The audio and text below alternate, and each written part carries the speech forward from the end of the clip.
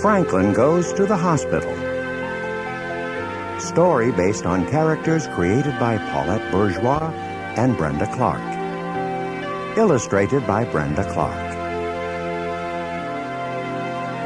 When you hear this sound, it's time to turn the page.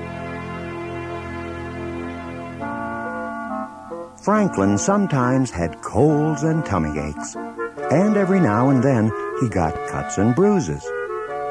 He went to the doctors for regular checkups, and once the doctor came to Franklin's house. But until now, Franklin had never been to the hospital.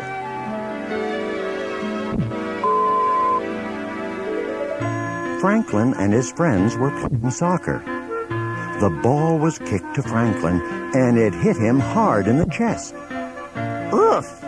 he groaned, but he kept on playing.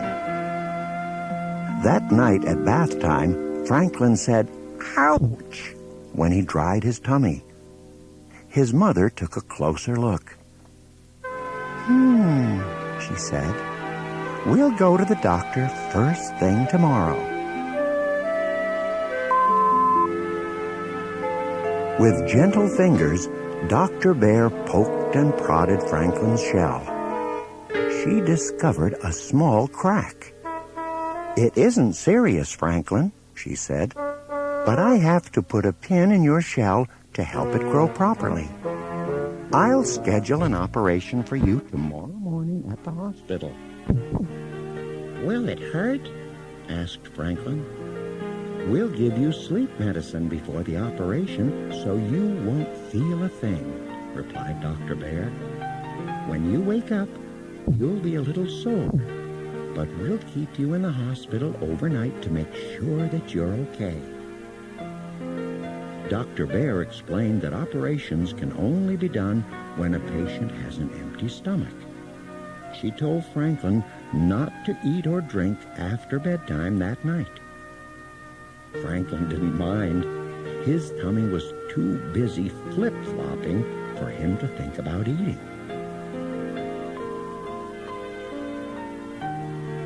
After school, Franklin's friends came to visit.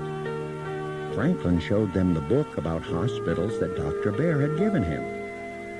Fox pointed to a picture and asked why everyone was wearing a mask.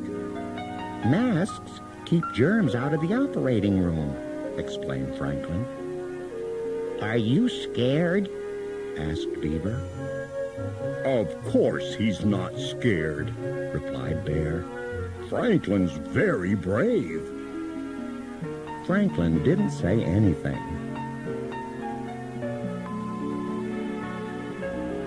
It was early when Franklin and his parents left for the hospital.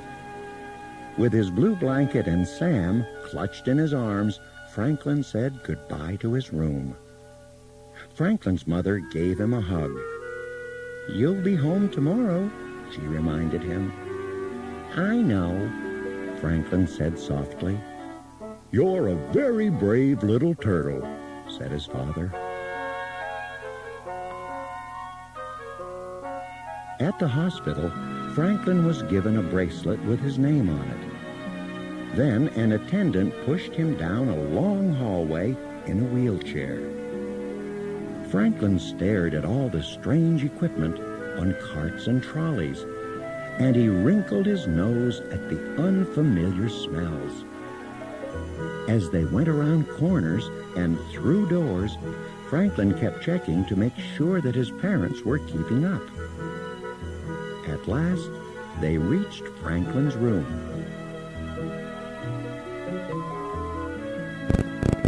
A nurse gave Franklin a special gown to wear. She took his temperature and his blood pressure and listened to his heart. Next, she rubbed some cream on his hand. "This will numb your hand," she told him.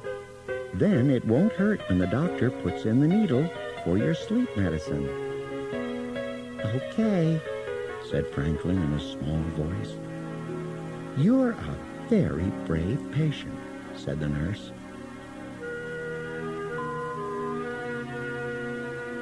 Soon the attendant came back to take Franklin to another room. Dr. Bear was waiting for him.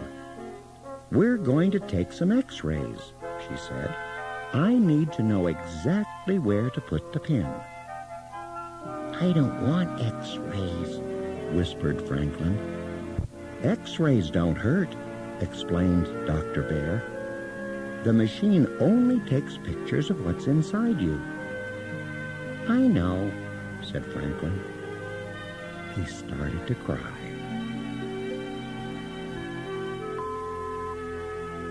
Dr. Bear sat down beside Franklin. "Please tell me what's wrong," she said.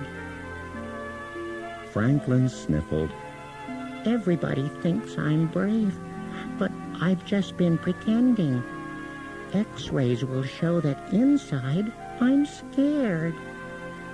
"Oh, Franklin," exclaimed Dr. Bear, "an X-ray doesn't show feelings. It only shows shell and bones." "You mean no one will know I'm afraid?" Franklin asked. "No one," replied Dr. Bear. "But just because you're afraid doesn't mean you aren't brave. Being brave means doing what you have to do, no matter how scared you feel."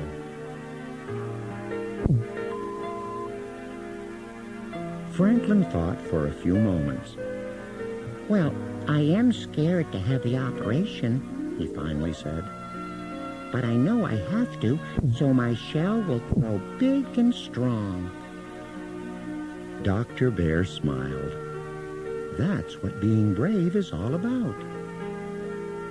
Franklin let out a very deep sigh. "I'm ready now," he said.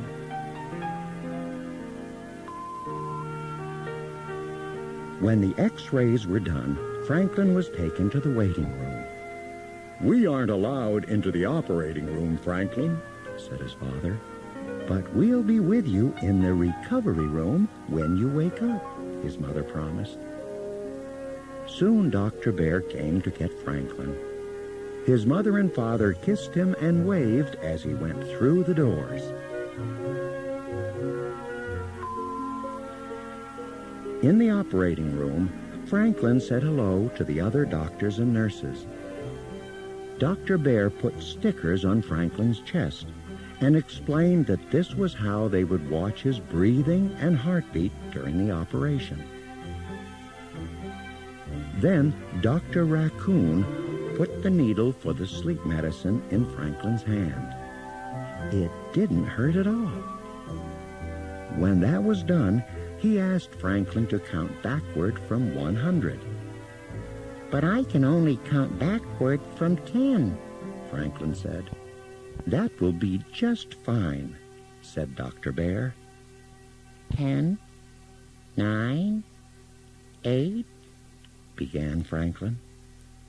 And that was as far as he got.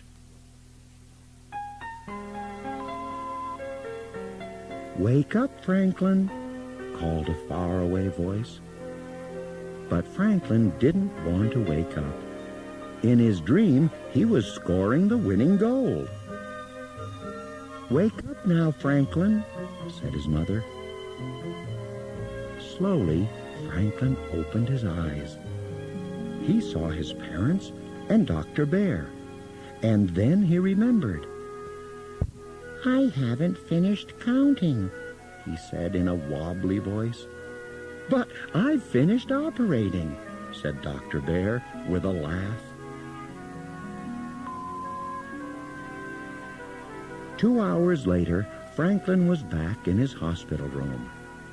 He walked slowly to the mirror and looked at his bandages.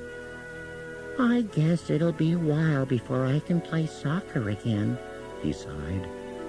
"Dr. Bear thinks you'll heal very quickly," said Franklin's father. "She also said, 'You're an excellent patient,'" added his mother. Franklin smiled. That night, after Franklin's parents had gone home, Dr. Bear came to see him. "I have something to show you, Franklin," she said. She held up an X-ray. Is that me? he asked. Dr. Bear nodded. That's you, she said. Brave through and through.